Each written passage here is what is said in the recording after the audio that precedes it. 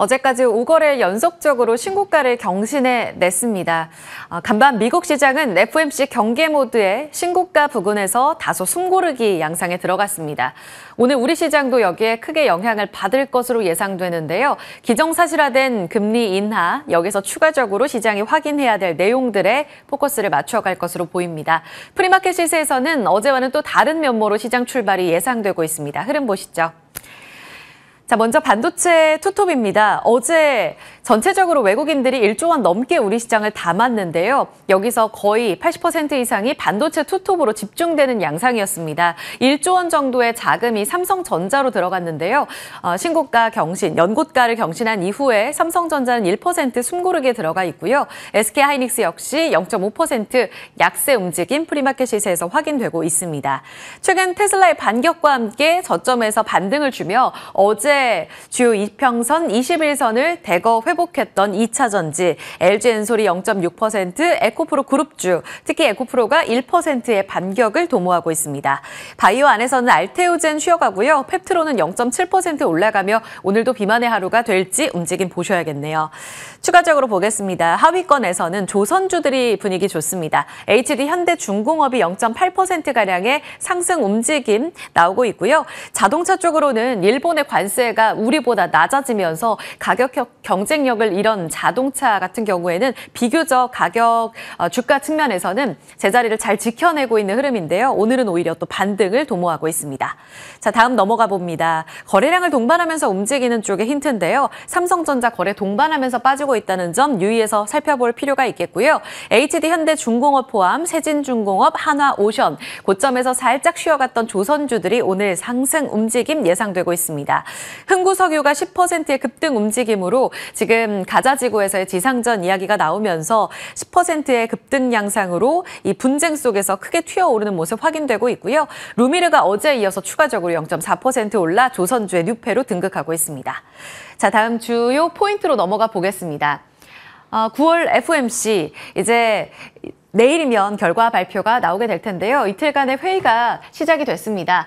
지금 시장에서 반영한 것과 그러지 않은 것에 주요해서 살펴봐야 될 건데요. 시장에서 지금 가격에 반영된 건 이번 달 25bp를 인하한다는 것, 그리고 연내 75bp를 인하할 수도 있다는 것, 여기에 기대를 걸고 있습니다. 반영된 시나리오는 이렇게 짜봤는데요. 반영되지 않은 것, 주요 관전 포인트로 봐야 될 것은 75bp 인하가 정말 이루어질까, 그리고 내년까지 어떻게 금리를 낮춰갈까, 점도표상의 중간값이 어떻게 변화할지가 가장 중요한 포인트라고 보시면 되겠습니다.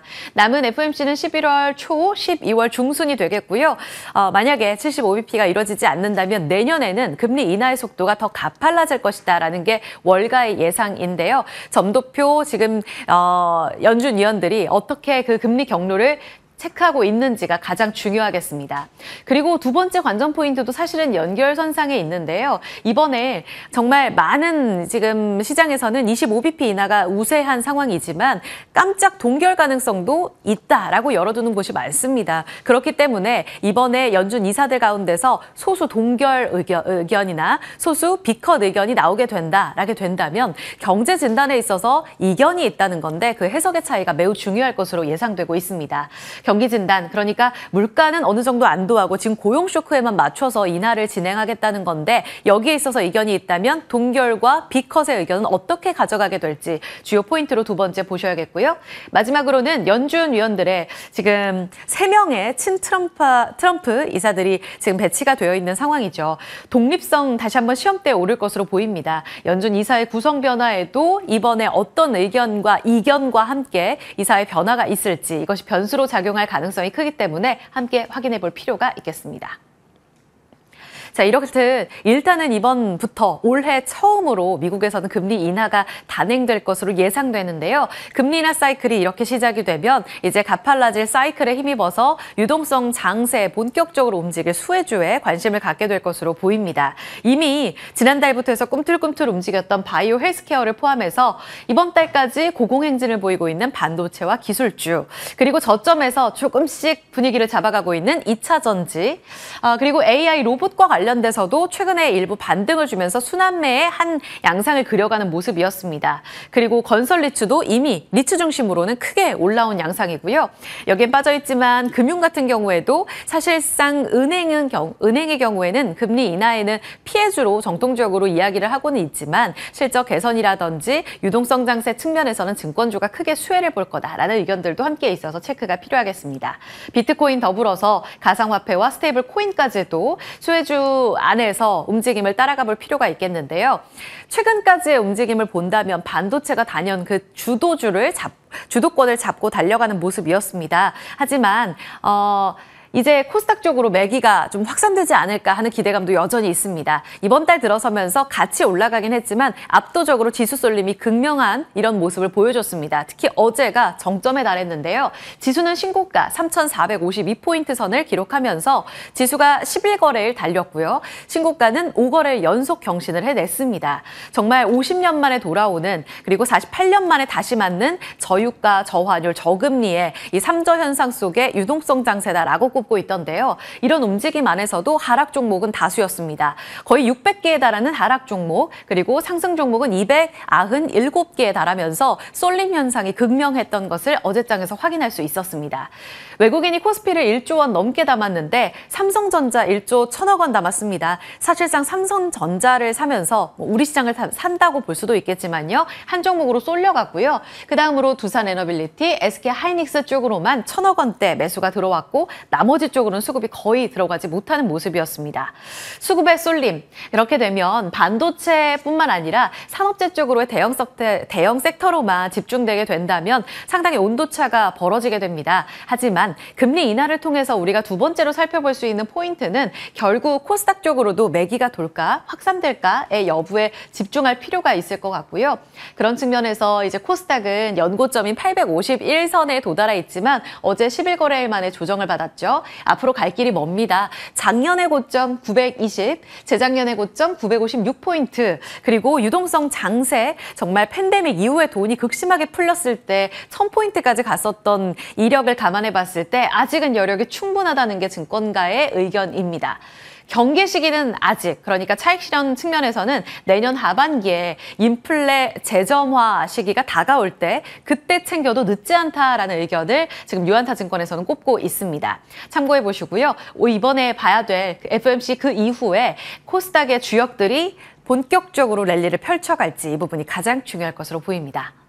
자, 바이오 짚고 가겠습니다. 숨 고르고 있습니다. 사실 위치 자체가 크게 흔들리진 않았는데요. 알테오젠도 고점을 유지하고 있고 에이비엘 바이오도 신고가 경신 이후에 4흘 연속으로 음봉을 기록하면서 살짝 숨 고르기에 들어간 모습입니다. 알보리펩, 신약 가치에 대한 기대감, 플러스로 비만 치료제에 대한 기대감도 여전히 자리하면서 신고가 부근에서 아슬아슬하게 숨 고르기에 들어가 있는데요. 이 고점을 돌파할 수 있는 그 매기는 무엇이 될지 체크가 필요합니다. 일라이릴리를 본다면 최근 2023년에 처음으로 이 미국의 빅파마 안에서 시총 1위로 등극한 종목인데요. 존슨앤존슨을 밀어내고 새롭게 시총 1위에 등극을 했죠. 그리고 나서 올해에도 신고가를 경신했다가 지금 9월 들어서면서 조정을 딛고 지금 저점 대비 또 빠르게 반등하고 있는 상황입니다.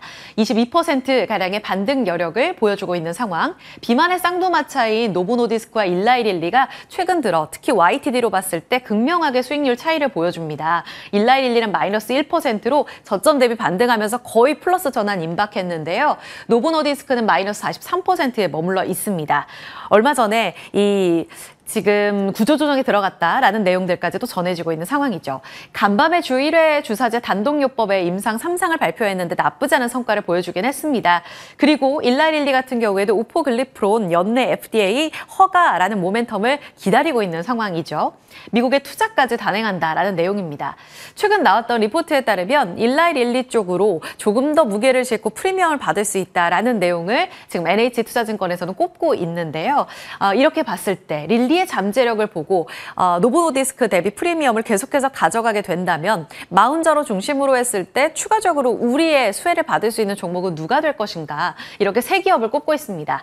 단연 탑픽은 압도적으로 한미약품이고요. 지금 YTD 13%에 불과합니다. 아시다시피 비만 치료제 관련 종목들이 올해 달려갔던 것을 감안해 본다면 굉장히 약한 상승률이죠. 9월은 5% 반등을 도모하고는 있는데 아직 여력이 충분하다는 게 증권가의 시각입니다. 시총이 1조 3천억 원에 그치는데 신약가치 반영했을 때 2조 원까지 뛰어오를 가능성이 있다며 TP를 44만 원으로 최근 상향 조정을 했고요. 연말 매시 이상 최종 데이터 그리고 내년에 비만 관련해서 기술 수출 본격적으로 이루어질 수 있다라고 보고 있습니다.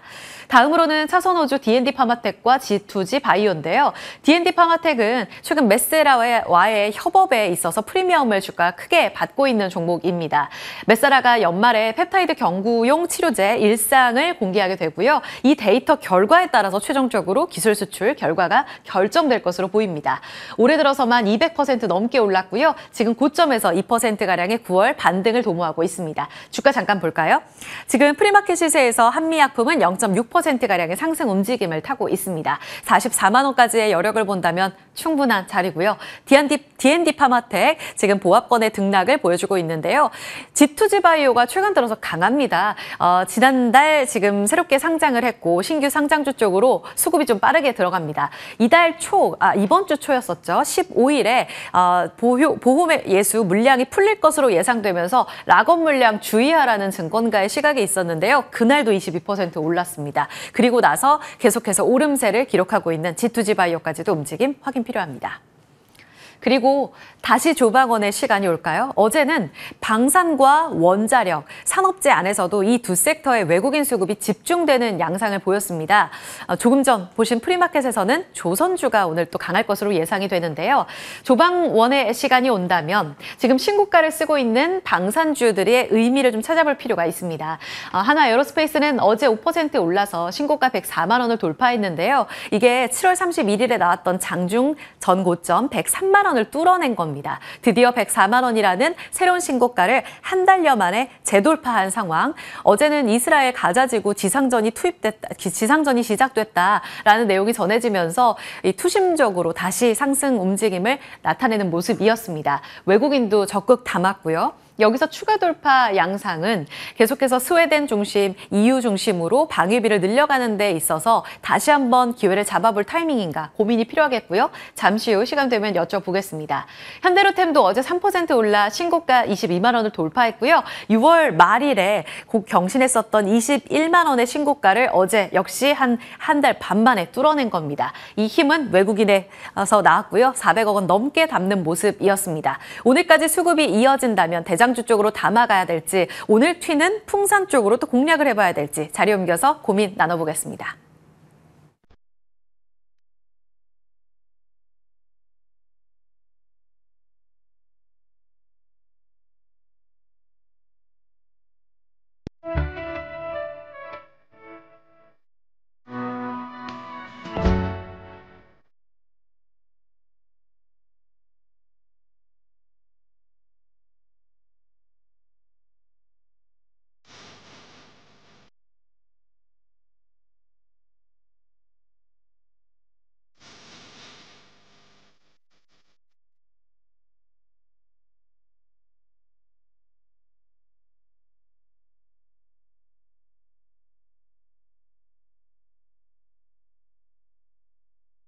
네, 호가 들어오고 있습니다. 개장까지 한 9분 정도 남겨두고 있는데요.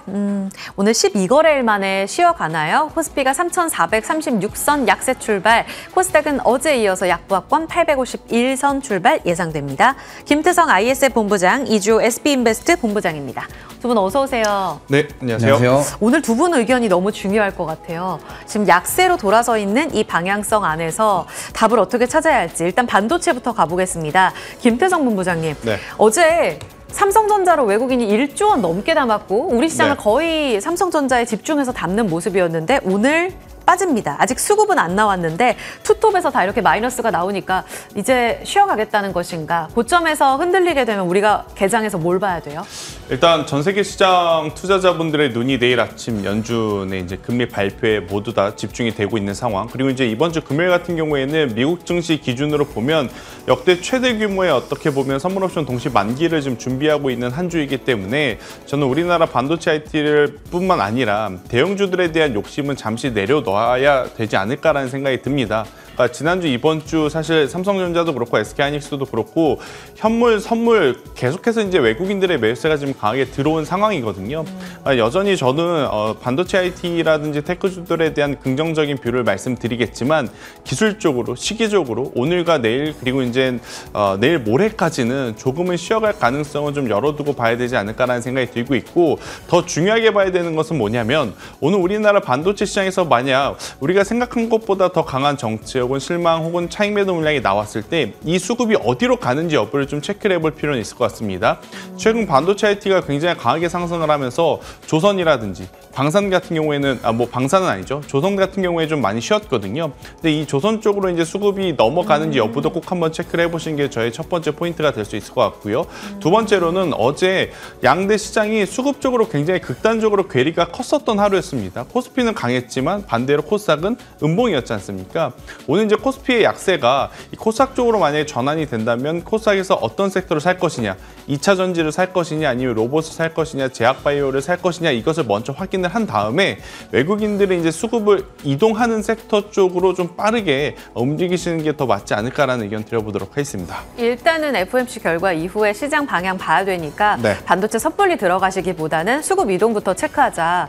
오늘 지금 호가에서 보면 조선으로 옮겨가는 것 같기도 한데 이거 봐야겠죠. 그럼 만약 조선이에요? 그러면 조선도 조정 끝 이쪽으로 갈아타는 전략을 취해야 돼요?